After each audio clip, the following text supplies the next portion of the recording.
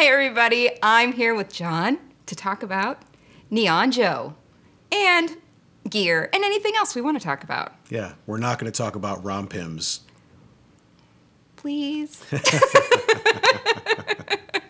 Forbidden from today's discussion. No rompims. Sorry people, Google it later. Oh, God. That's America. True. You know. Yeah. But I do feel like, gear, maybe. We'll see. Okay. It's a maybe. If it happens, you heard it here first. Okay. That's cool. Tell me about wearing an eye patch. Do you enjoy it? Do you ever wear it around town? It's a really good question. I don't think I've ever been asked that. Maybe I have, but I can't recall.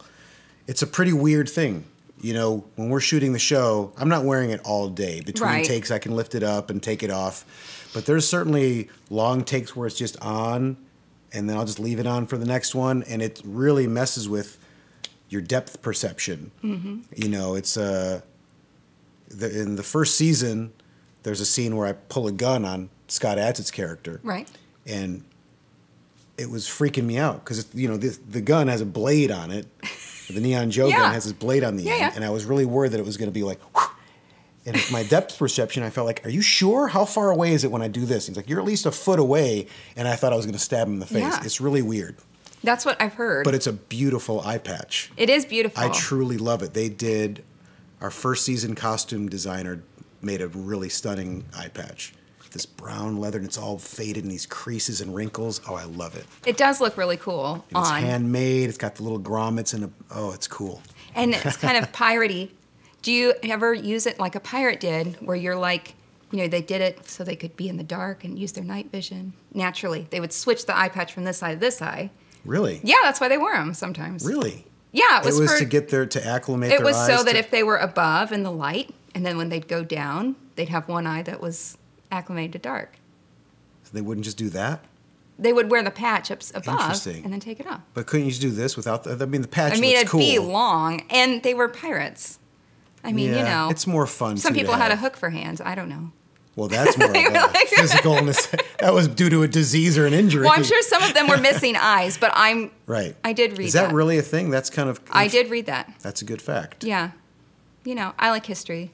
This interview has started off very strong. Has it? Yeah. I'm so glad, because you do a lot of them. Yeah, so then most of them are just like, I'm not judging, even though I am, but you get a lot of just standard stock questions, and we're right out of the gate. Eye patch, pirates.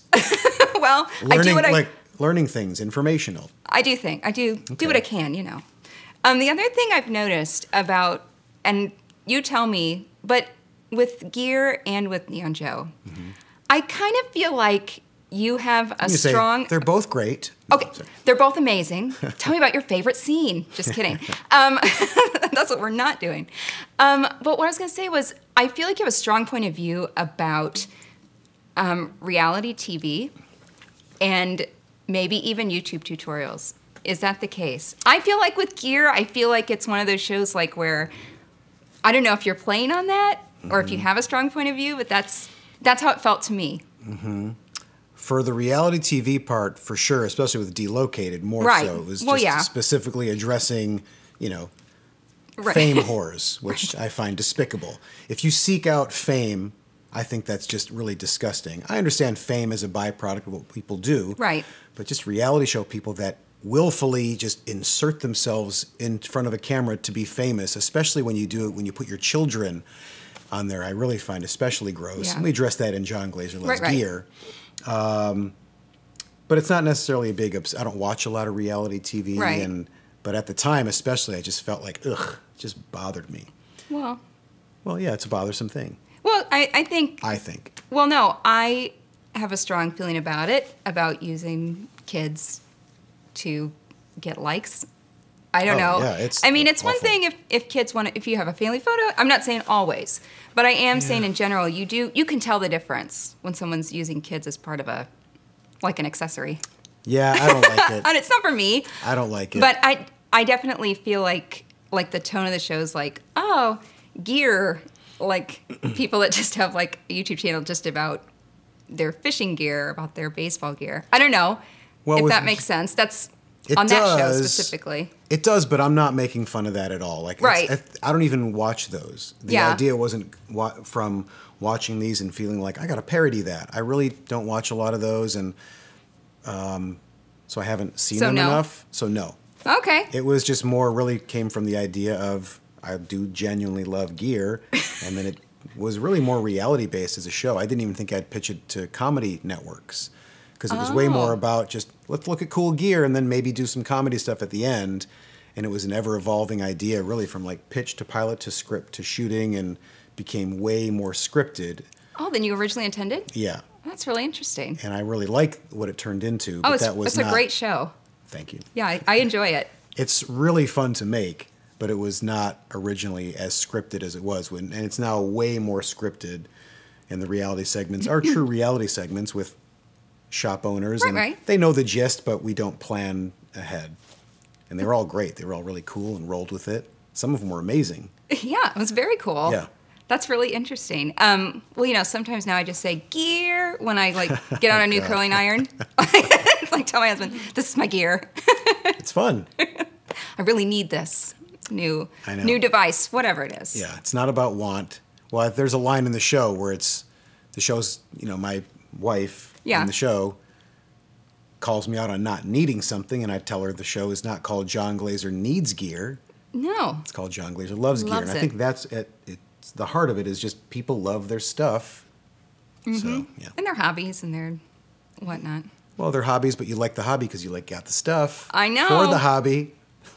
I understand. That's half the fun. that is true. And Crafters, you could apply anyone. It. Well, yeah, you could apply it anywhere. Mm-hmm. Crafts. I told a friend of mine about the idea, and she started going off about these pens that she had and the cartridges and the case for it.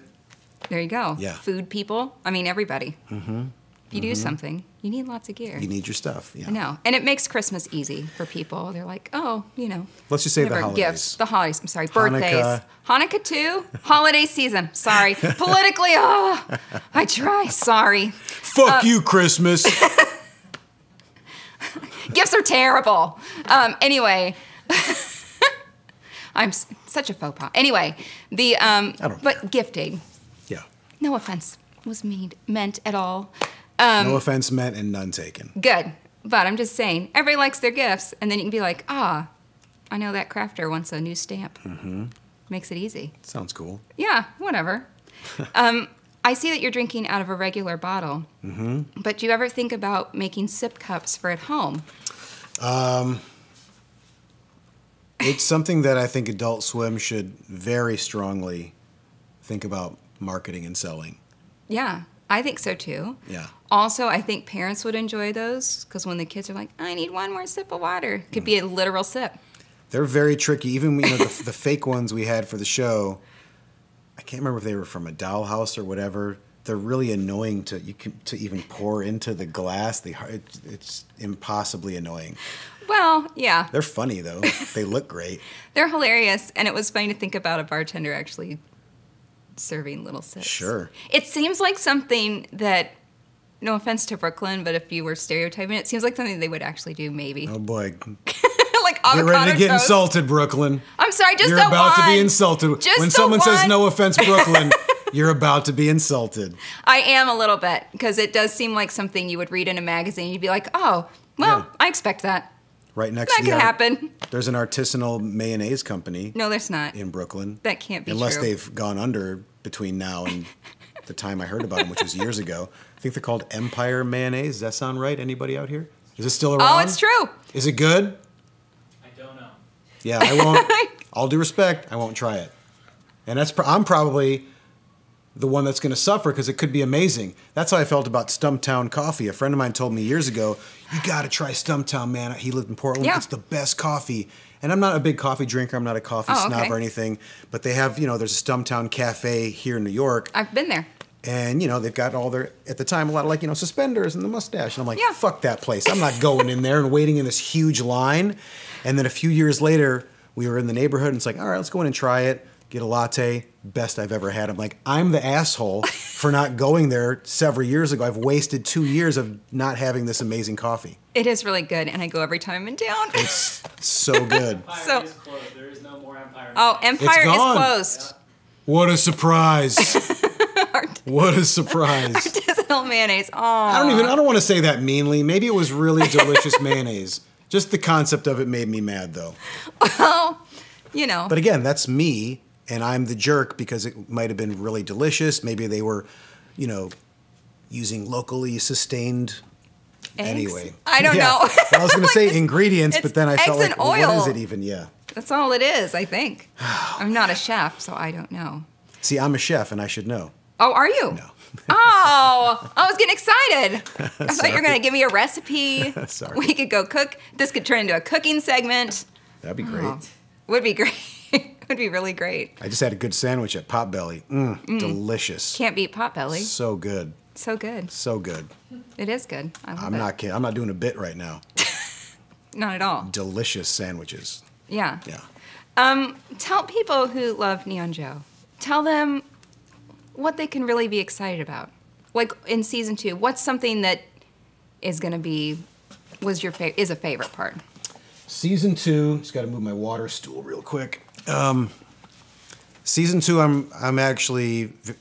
I really am excited about it above and beyond just having a new season. Right. In that it's very different from the first season. The cast is new except for Steve Little, who plays Cleve. He returns. We had gone back and forth about it. It's a shame because we had put together a really good cast for season 1, and it's hard to do that and then move on to a whole new. You have to assemble a new cast of people and hope they're all really good. But there's a lot of good actors out there, and we got another great cast. And it's a nice opportunity for the show to feel very different. So, yeah, Neon Joe at the end of last season leaves town, and he now starts in a new town. We alluded to at the end of last season him opening. This is me holding a photograph. Right. You can see my stage work right here. This is me pinching the photo, and it's all right here. And he's holding the photo, looking at his dream Hawaiian-themed tropical bar called Oahu Joe's. And he's opened that at the beginning of season 2. And Cleve came with him to help. So right away we see that. He's not in the neon hero outfit, but he still wears neon the whole season. There's a lot of good outfits. They're all neon. He's very exciting. safe. He's, well... Crossing the street, safe. Oh, visually, I see what you're saying. Yeah, he is visually very safe. He's visually safe, emotionally, no. Physically, maybe not so much. No. Because right away we see things from his past start to reveal themselves mentally, literally, physically. And there's a rival werewolf hunter named Plaid Jeff who dresses all in plaid. We learn from this old love of Neon Joe's becomes a big storyline in this season. So there's a lot of new things. There's, of course, werewolves, but there's other supernatural stuff going on. There's some good moon stuff. There's a good Russian dude. Excuse me. My pot belly coming up. But yeah, so it does feel very different in tone. Visually, it's even a little darker with a lot of night shoots. It was very fun. It's cold this season. We shot in the winter. Yeah, I'm excited for it. It looks really good. It's hyper stupid. It is. Yeah. But I mean, people watch TV to escape. Sure. So it's not like, I don't think we can turn on the show and be like, oh, this is serious. Oh, no, that's what's to be expected. No, it is. I'm not saying that as a surprise. It's what people want it to be, Oh, for sure. It's more of the same. If you enjoyed the stupidity of season 1, you will love this. I would imagine you would enjoy the stupidity of season 2. I enjoyed it. I thought it was really funny. Thank you. So I laughed a lot. Yeah, and it's funny, I guess. I'll let people decide. Well, I think it's funny. I think it's really super dumb. It plays very melodramatically, and it looks great. Can I ask you something that we were talking about before about hats? Sure. About Laird. I think that's so interesting about the hat that you wear in Girls. Oh, the Laird, yes. Yeah, the Laird hat, because that was. We were before we started recording. I was telling a story. The hat I wore, and this is me about to put a hat on.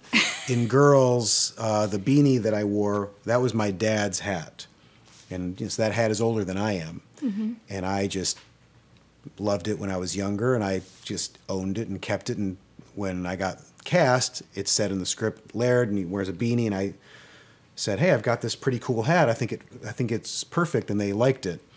But man, what I was telling you before was that I've got some really. I mean, I wore that in college, unironically, and oh God, I've just got some devastatingly mortifyingly embarrassing photos of me, like, yeah, you know, cool hat with like these John Lennon shades.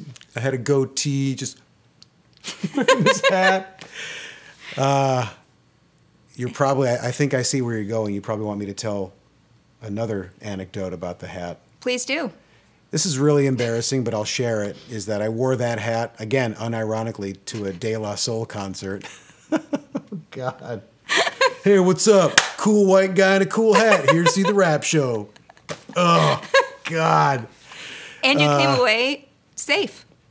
I made it. I came out unscathed. Even? As far as I understand. You wore the hat, as far as you remember. Oh, God. That worked out. I wore it, and I was also telling you, I wore that hat in my first trip to New York. Because, again, cool dude coming through. Ugh. Seems like a good luck hat. It is a great hat. I do love it. It was 2 hats in one. It was the beanie, and then inside it was sewn this, like, another knit cap, but it was like a red bucket-style fishing hat. So that was inside the beanie, and I didn't like that as much, so I took, you know, a seam ripper or scissors and took that one out. But that was a hat my dad wore. The double hat. It was like a real Sly and the Family Stone style looking hat. Tells you a little bit about him. I know, you know, he was probably a weed smoker and played basketball and listened to Motown and doo-wop. So he was a cool guy. Then he got real conservative. I don't know what happened. And now he's dead. Oh. It's very sad. So was my dad. I know. I mean, when you mentioned that, I said, yeah, my dad. I just lost my dad. Did you? It's life. Last year, he passed away right before we started shooting gear. Oh. It was super stressful. I know. You can edit this out if you don't want to bum people out. Well, I mean, you can leave it in. Listen, it's life. That's it's real life. I hate it, but like people that just because you work on a show and you're making funny stuff, like. See, like I thought real stuff is happening. That was the mistake I don't think people know. I think sometimes people forget when they see like a character that like. Well, I thought you were getting at if you work on comedy shows, no one dies. Bad things don't happen to you. That's why I got into comedy, because I thought if I get into comedy, no one that I know will die. And then my dad died. I'm like, what the fuck happened? I know, didn't work. It's too bad. I wish that was the case. Yeah, it was a bummer, but yeah, you know, it's life and. It sucks sometimes. It does.